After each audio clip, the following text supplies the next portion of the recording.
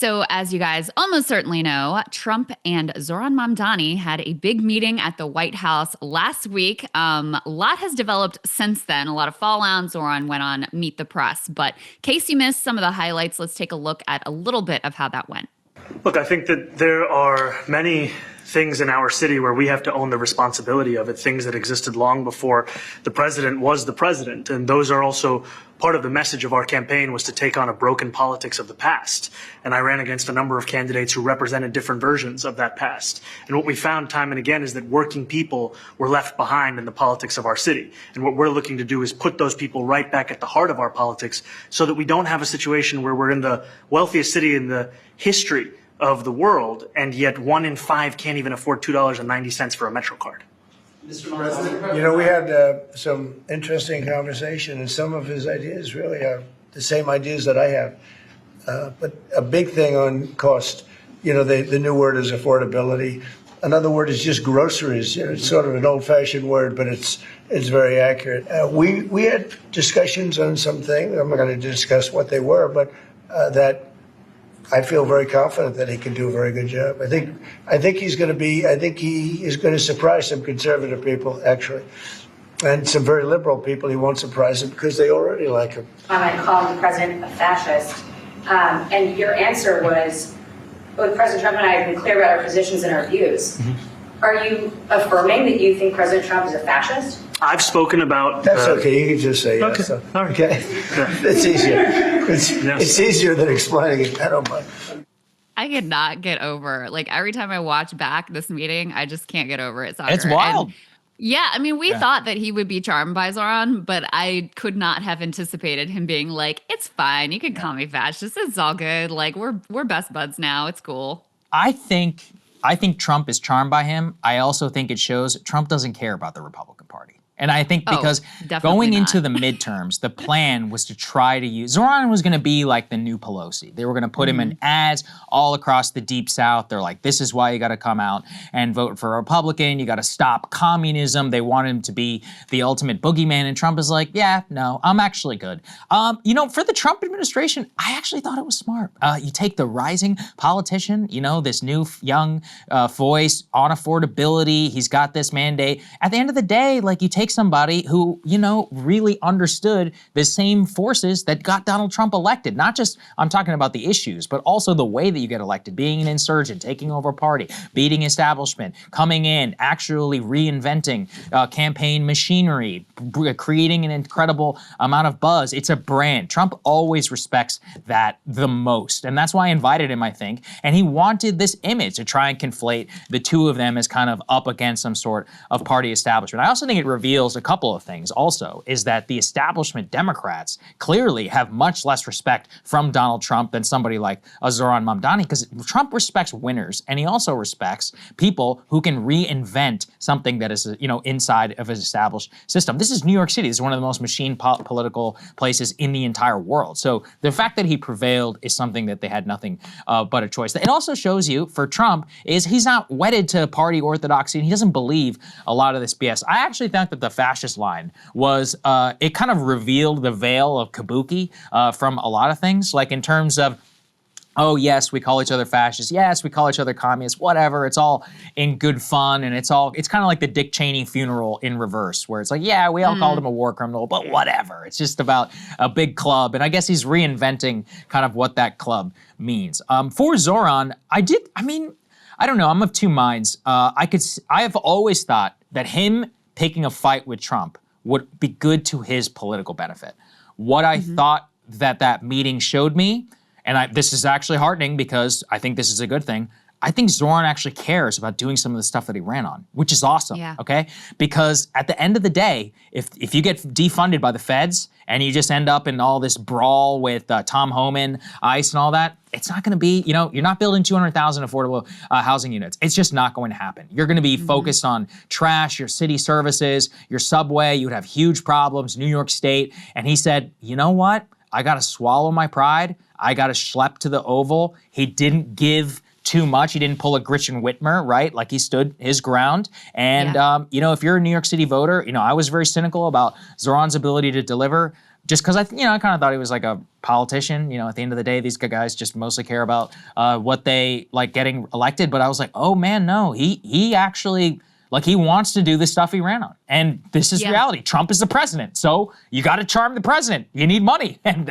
Or at the very least, you got to keep the spigot on. If you really want the subway, if you want free subway, free buses, or 200,000 housing units, HUD, right? You're going to have to work massively with the Housing and Urban Development, and that agency. So I think that's what he wanted. And so, look, I don't know. Perhaps it's a vision. A new vision of leadership. It's the Scheinbaum model from a lot of the left, and I respect the hell out of him for the way that he did it. I really do.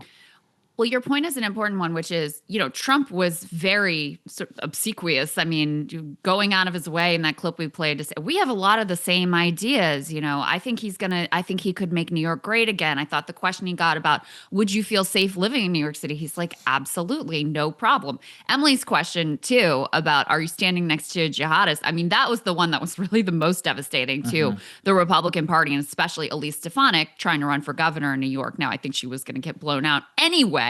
But this certainly doesn't help her case, because they were very much trying to make him into this national boogeyman that they could use in districts across the country. Trump totally took the air out of those tires. Now, we got to say, I think the confrontation may still be brewing, right? This is today. They had this chummy meeting. Next week, Trump could be pissed off at Zohran and be sending in the ICE agents and the CBP and threatening their funding again. I think we probably will see that eventually come to pass.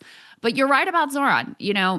He, I believe, feels the weight of this office and the weight of the movement that he represents. He thinks very much about the sewer socialists and the need to actually deliver. And he believes, I think, that his political project will live or die by whether or not he's actually able to govern effectively. So just through this meeting already, he's at least pushed off into the future the mass invasion of federal agents into the city, which even just that, even if the federal funding isn't threatened, then you're having to deal with that. And that's what the news is about. And it's a major problem, a major distraction from you trying to get your agenda passed. So I think he feels that very heavily. And while Trump was was praising him and sort of contorting himself to be on Zohran's side, Zohran didn't give an inch in terms of what he viewed.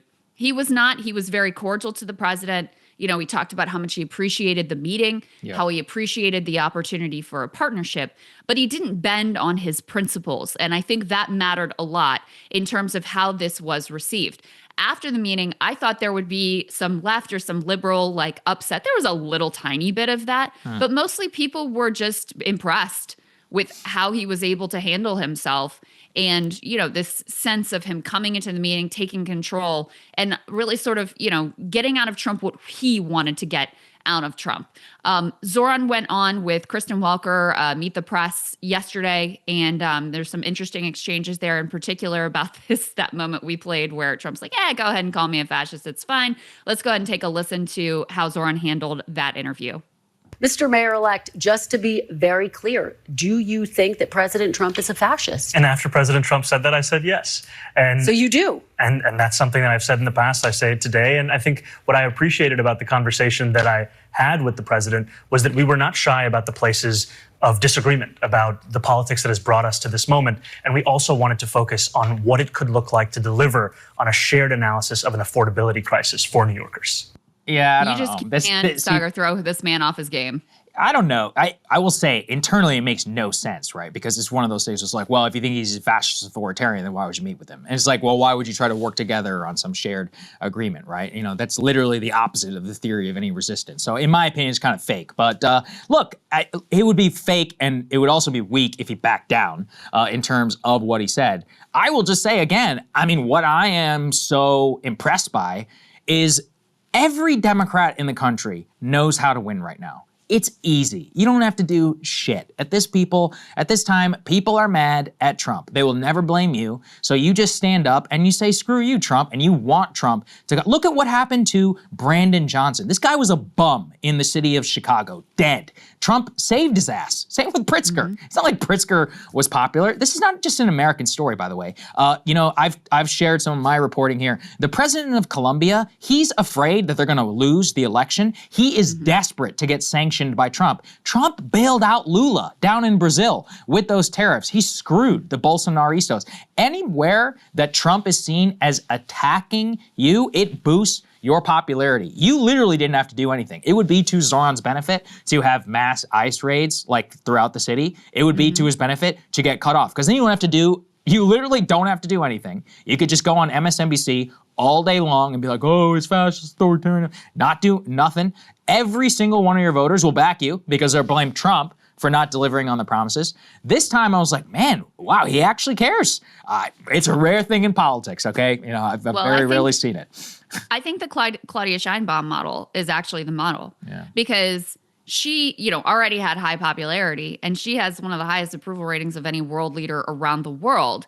And the way she has handled Trump has not been to have this extremely confrontational approach. It is very reminiscent of what Zohran just pulled off in the Oval Office of, I'm going to stand firm. I'm not going to get pushed around, but I'm also going to do a bit of a charm offensive, right? I'm going to, play to his ego. Like, this is a very easy to manipulate man. And so she, I think, like Zohran, really wants not just to have a decent political standing. She wants to actually deliver for the people of Mexico. And so far, she's been effective in being able to do that. And Trump came in and there was all sort of bluster about we're going to bomb Mexico, we're going to invade Mexico and all of that stuff. That has not happened. They have been able to have a collaborative relationship.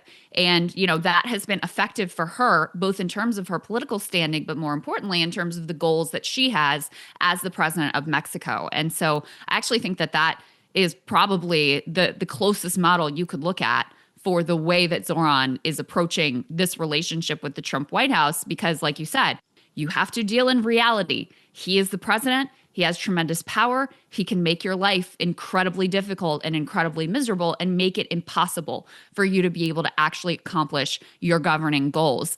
Just an aside, we could put B3 up on the screen of how seemingly smitten Trump was after this meeting. He did a photo dump on Truth Social of their photos in front of the FDR portrait. He even posted the one of Zohran just solo there in front of the FDR portrait, this one of them sharing a moment there, outside. So, I think Trump was suitably impressed, and Trump, he's just can't resist the star power of Zohran. And I think you're right, Saagar, that for Trump, this actually is a good look for him. Makes him seem like he's also pragmatic, like he's not an ideologue. He's sort of glomming onto the new hot thing, who's put affordability at the center. He also wants to associate himself with that message of affordability. He wants to associate himself with the star outsider who's, coming at the establishment, et cetera. I think he probably likes the idea that this kind of needles Schumer and Jeffries and the Democratic leadership as well. And he doesn't really give a shit about the fact that it's actually terrible for the Republican Party, because at the end of the day, Trump is interested in what serves Trump. Yeah, of course. Look, in all cases, everyone there benefited, which is why I thought it was kind of fascinating and potentially a new model for politics. I'm like, hey, I would love to see more stuff like this. Let's go put B4 up on the screen just to give everybody an example. This is a very noteworthy tweet, only for, kind of insiders, but this is James Blair. Okay, James Blair is a very high-level White House official. He's the White House Deputy Chief of Staff, and he's a 2024 political director for the Trump campaign. This guy has an office in the West Wing,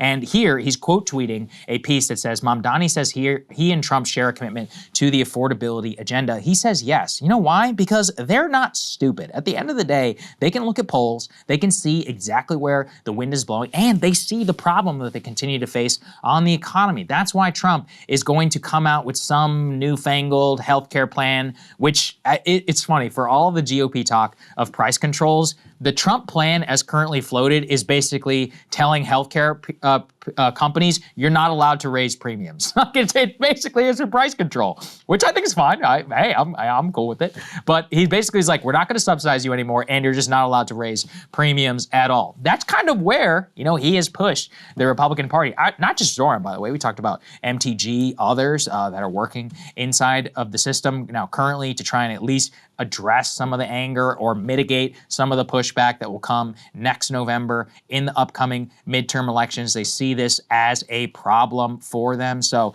it is one where I really think it's just big picture. Trump is smart. At the end of the day, he understands brand and understands the power of people who can beat the establishment and people who have something different and interesting. And he says, you know what? I want to connect myself to that. That's what he's been a political entrepreneur from the very beginning. Zohran, the smartest and easiest thing for him to do would have been to not go and to pick a fight with the Trump administration. This was a gamble. And so you do have to give it to him. He didn't pull a Whitmer holding the folder in front of his face in the Oval Office, right? That was disastrous. It looked horrible for her. Embarrassing. He didn't pull a Whitmer. And again, maybe I'm just the only person who's shocked to see a guy who actually wants to do the stuff that he ran on. It's been a long time. I don't really see it all that often in politics. And so that's the only takeaway. You're like, clearly, he actually cares. He wants to get some stuff done. So New Yorkers, I rescind my take. Maybe you actually will get what you voted for. I'm hoping for you, all right? I want 200,000 more affordable units in there. It'd be awesome to see. It really would. Just because how many times have we seen this show, right? And, we all know Spanberger, she's not going to do a goddamn thing. Mikey Sherrill, all these other people, they're just going to stand up. They're going to grandstand. They'll do some things on the margins, but anything transformative, it's not going to happen. A lot of these Democrats. So for Zohran, props to the guy. Seriously. It took skill to navigate that. I think one other thing that I'll say, and then we can just briefly touch on a little bit of the Republican reaction, but it also shows you the power of actually having an ideology that you're committed to. Because Zohran knows what he's about, right? Zohran knows what his goals are. He knows what he's about, and so when he goes, his message of affordability and just relentless focus on that. And here's how I'm going to make life livable for average people. I mean, that has completely reshaped the entire national conversation. You talk about Mikey Sherrill and Abigail Spanberger. I mean, Sherrill in particular really picked up on what Zohran was successful with in New York and incorporated a lot of that language into her campaign, including some specific promises about freezing the utility rates in the state of New Jersey. Trump clearly also, now he never talked really about, he never used the word affordability. Now he is using that and wanting to associate himself with that message. And that's why, so much of the conversation, the entire conversation in that Oval Office presser is around Zohran's priorities, around his ideology, around what he wants to accomplish. And so I think it does show you the power of when you actually believe in something, and when that something happens to dovetail with the interests of the American people. I mean, it is just an extraordinarily powerful force. It is obviously such a powerful force that you can go from 1% in the polls to beating a political dynasty in just a matter of months. People were pointing out that meeting with Trump happened almost a year to the day from that video that Zohran released, where he was just standing on the street and nobody knew who he was, talking to people who had voted for Trump about why they voted for Trump. So truly a sort of astronomical rise that, again, I think Trump can't help but respect, and that has been so dynamic and so magnetic that it has completely reshaped the national conversation to the point of now you've got, the Trump White House bending to some of those realities and having to feel like they got to put on a healthcare plan, when on the campaign trail, all he said was he's got a concept of a plan. So, we don't have to play these thoughts because we've gone on now long enough, but you had lots of Republicans who have postured about how much they hate him and how he's an Islamist and he's a jihadist and he's doing Sharia law and he's a terrorist and all of these things. And they had to invent some fake reality where he was like trembling at the feet of Trump. Jack Posobiec, who was there in the White House, who asked some question to Zohran as well, was talking about Zohran was quivering there. It's like, dude, come on. I mean, we all saw the meeting. Like, let's be real about what this looked like. Rudy Giuliani said that he was sick to his stomach seeing Zohran in the White House. And Laura Loomer, of course, is just like having a full-blown crash out because she's an open Islamophobe, like just like the most bigoted person against Muslims that you could possibly be. So to see her guy, Trump, in there incredibly friendly with Zohran, who again has been made out to be this like radical Islamist jihadist boogeyman by the Republicans, there were a lot of different directions of cope going on from the right. Yeah, definitely. Because look, for them, it was easy. Like, this is some stuff that boomers in Alabama get very upset about, right? Like, oh my God, New York City, and all of this. And so for them, like, taking away that. But look, I actually think that's a good thing, because running on like low IQ Islamophobia is just boring, and it's a tried and true playbook, I guess, down in the South. But it also just it goes past issues, affordability. It's like if you can't critique anything else, and if you don't have a solution, which they're currently being caught with their pants down, both on the economy and on healthcare, yeah, you're gonna get your ass beat. And if anything, it's kind of healing American politics. Hey, if you like that video, hit the like button or leave a comment below. It really helps get the show to more people. And if you'd like to get the full show ad-free and in your inbox every morning, you can sign up at breakingpoints.com. That's right. Get the full show, help support the future of independent media at breakingpoints.com.